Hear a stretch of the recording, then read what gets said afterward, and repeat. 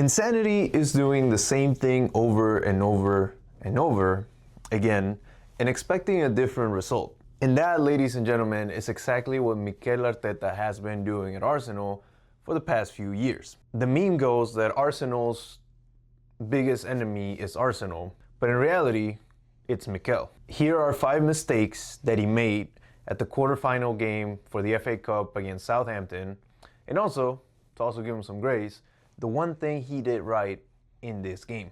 And not to spoil it, but they all have to do with his inability to manage the game once it started. Number 1 mistake Mikel Arteta made during the game against Southampton was Kai Havertz as a number 8, or just in midfield in general. This is and has been a terrible decision since Havertz arrived at the club. Simply doesn't work. It worked in the one Community Shield game against Manchester City and never since. That man, Kai Havertz, carried us in the run-in 2023, 2024 by himself. He stood up, he fought for the badge in that run-in where we almost won the league. We lost it on the last day, playing as a striker. And yet, here we are, playing him as, I don't even know what he is. He's not a 10. He's not really a false 9. He's a blend of a 8, false 9, second striker. I don't know what he is. But one thing he is not a striker. He has proven time and time again that he works better in this role, in this system, to call it that. Instead, he started the player that I will see in my nightmares until I die, Gabriel Jesus. And that was the second mistake. The fact that he started Gabriel Jesus over Kai Havertz as a striker. This guy has proven time and time again this season, and I'll give him some grace. He had the ACL injury.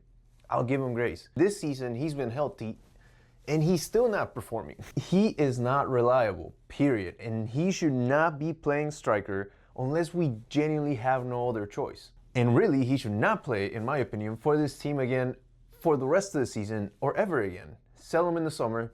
He should have been gone last summer. And that's the worst part, that he is getting paid like he's a star. He's got the wages of a superstar, and he's just not living up to that. I think really what it comes down to, like, you have Havertz as an option as a 9.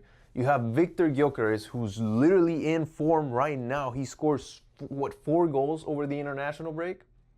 And you don't start him. Or even worse, you don't put him in at halftime when you're already down 1-0. And guess who scores the goal once he comes on?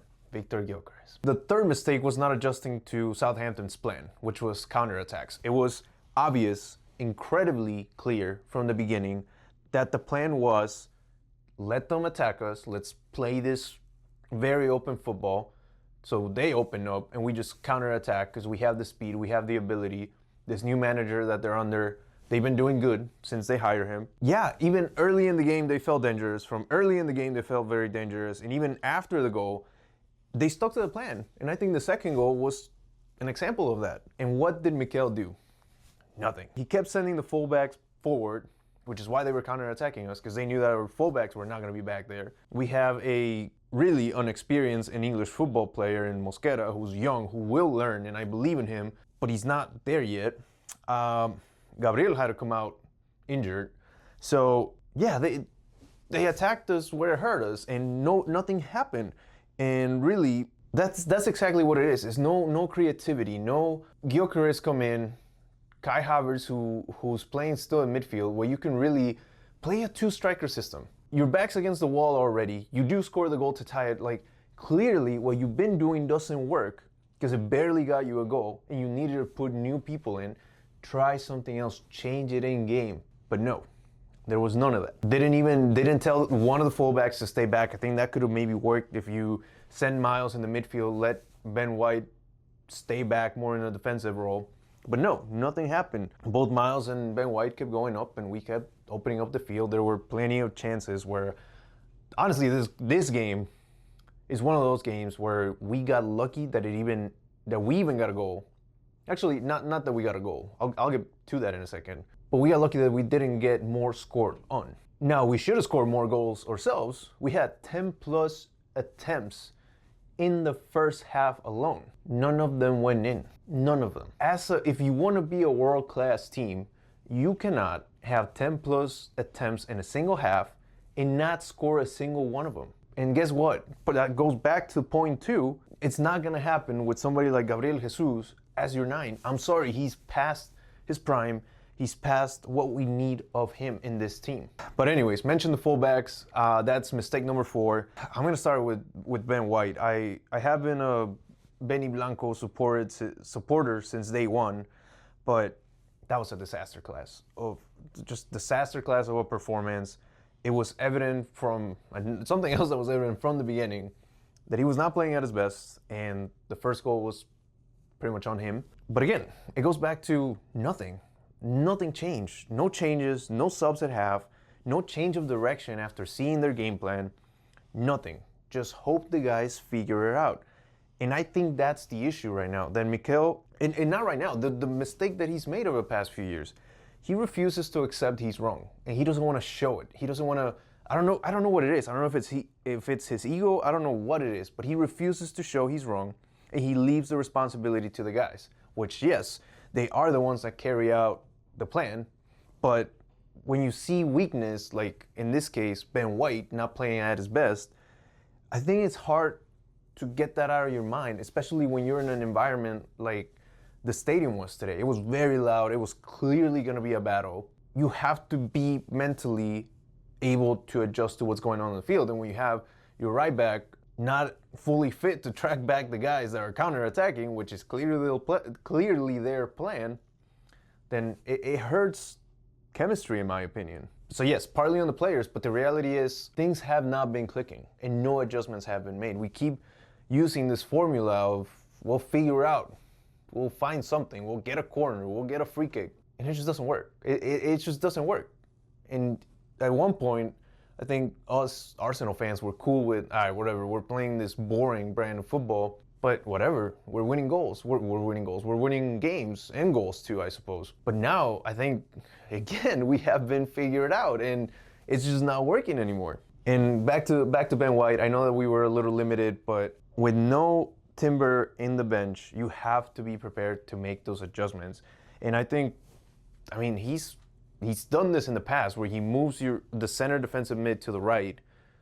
And back to what Southampton's plan was, if you move Norgard to the right and you tell him to stay back and play more of a defensive right back role, and then you shift Miles Lewis-Kelly to the middle as a CDM, as a 6, and then you bring in Calafiori to play left back, who's a more natural left back than Miles, I think that could have been it. I think at that point you might as well test it. You might as well give it a shot. It's a cup tie. You're playing with what should be, or what is, your B team.